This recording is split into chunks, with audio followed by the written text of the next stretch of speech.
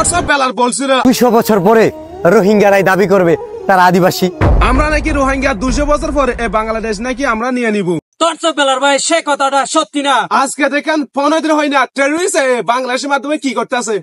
বেলাল ভাই আমরা রোহিঙ্গা আপনাদের বাঙালিদেরকে একটা কথা বলি, আমরা আগে ছিলাম মুসলমান, এখনো মুসলমান, সামনে মুসলমান হয়ে থাকবো, কিন্তু কোন আদিবাসীর মতো হব না। বিগত 15-16 বছর হয়ে যাচ্ছে আমরা রোহিঙ্গা বাংলাদেশে বসবাস করতেছি, কিন্তু আজ পর্যন্ত সরকারের বিরুদ্ধে গান নিয়ে আজ পর্যন্ত কোন জায়গা ঘোরাফেরা করি না।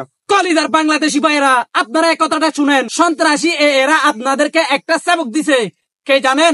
আরকানের সাথে বাংলাদেশি নিয়ে নেবে, তারা দেখবেন তারা বোর্ডা উড়াইছে। আমরা বেশি কথা বলতে চাই না, আমরা চাই যেটা সন্ত্রাসী গ্রুপ এদেরকে বাংলাদেশ থেকে, শুধু বাংলাদেশ থেকে না আরকান থেকে, বিভিন্ন জায়গা থেকে, বিভিন্ন জেলা থেকে এদেরকে নেলা দেওয়া হোক। ওরা হচ্ছে আদিবাসী, ইসরায়েল কাফেরের মতো কখনো হবে না আমাদের মুসলমানের মতো। ওরা ইসরায়েলের মতো বেঈমান, কিন্তু আমরা রোহিঙ্গা মুসলমান, আমাদের কাছে আছে ইমান। লা ইলাহা ইল্লাল্লাহ মুহাম্মাদুর রাসূলুল্লাহ।